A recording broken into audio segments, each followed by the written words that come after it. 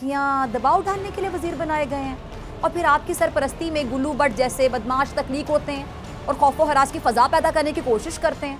ये कैसे धमकियां दे रहे हैं? कहते हैं कि अगर मैं चाहता तो शहबाज गिल की गाड़ी में 15 की बजाय 30 किलो हेरोइन रखवा सकता था। ये बात वही कर सकता है जिसके पास इतनी किलो हेरोइन मौजूद हो। ऐसा ही है ना?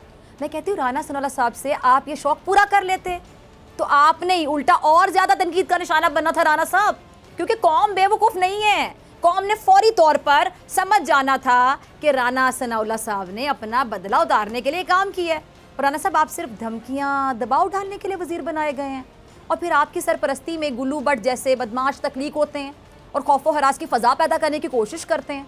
लेकिन अब वो वक्त चला गया जब आप लोग अपनी मर्जी किया करते थे।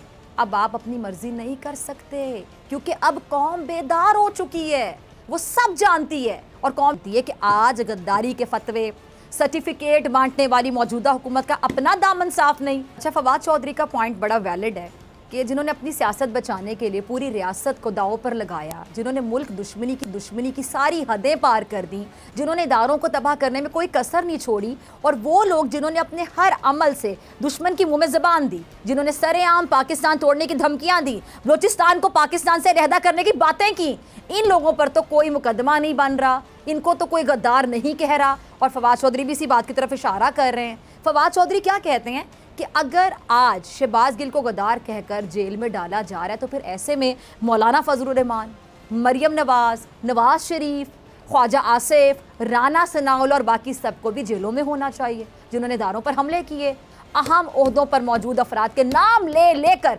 झूठे इल्जामात लगाए। सब्सक्राइब करें और बेल दबाएं ताकि कोई खबर रह न जाए।